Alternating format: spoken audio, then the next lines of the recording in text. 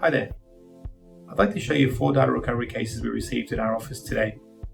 The reason for showing you these cases is to give you an example of what can be fixed, what the chances are of data recovery, and what to do or what not to do if it ever happens to you. I'm going to try and keep this short. First one. I have a Samsung 32GB MicroSD memory card. It's one of these. This particular customer, I've just got the details down here below, trying to keep the customer's details private. They mentioned that they had a microSD card that came out of a Samsung phone and it just died. They had lots of important videos on there without any notice it failed. So unfortunately it does happen. This microSD card, we plugged it into a USB card reader, we converted it to an SD card, it just doesn't get detected as dead.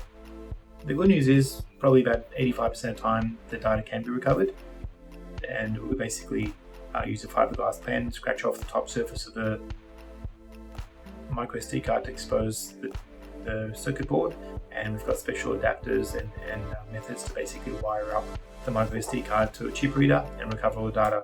So if you've got a microSD card, they do suddenly fail with no notice at all, back up your data today. Next one we've got here is from a customer that gave us an Intel SSD. Came out of a HP computer, and the customer reported that the computer just wouldn't turn on. It was a HP Spectre, not sure how to pronounce that one, that sounds right. Computer, and the computer was dead, and the computer technician came to repair the computer, said the computer was fine, the SSD had died. So when we tested this SSD actually had a very small number of read errors or bad sectors, and we've got hardware imaging tools. We'll be able to clone that one in about 20 minutes, get all the data back very easily.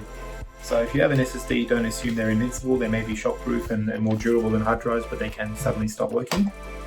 The next one we've got here is a Western Digital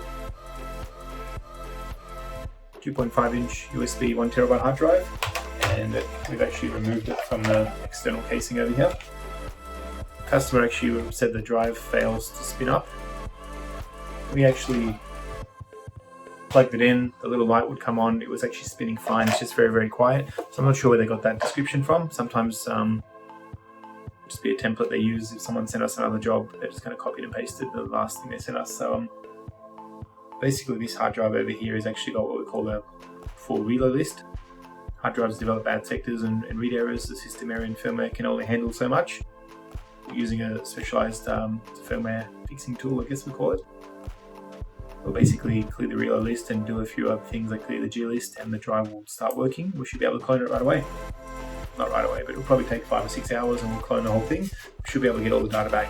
So portable USB hard drives like that, usually you get that kind of problem due to either old age, maybe 5 or 6 years old, or due to a few knocks and bumps over the use.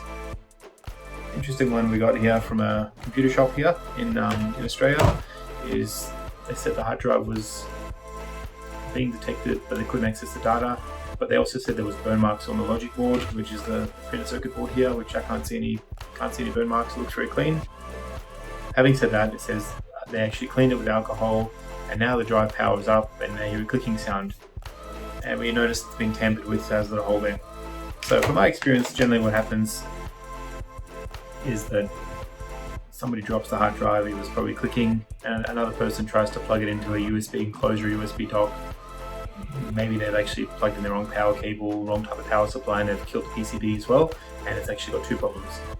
They may have fixed one problem. I'm assuming the computer shop probably found a blown diode or protective fuse on the PCB, fixed it, but then they went back to the second problem with the clicking hard drive. And the clicking noise indicating the heads are generally not working, or maybe the PCB is not compatible and they've swapped it, who knows. So these are four cases. In theory, all of them will be completely recoverable. So if you've ever lost important data, don't take any chance if it's important. Turn it off, send it to us. We offer a free assessment and quote. We'd love to help you with it. Thanks for watching.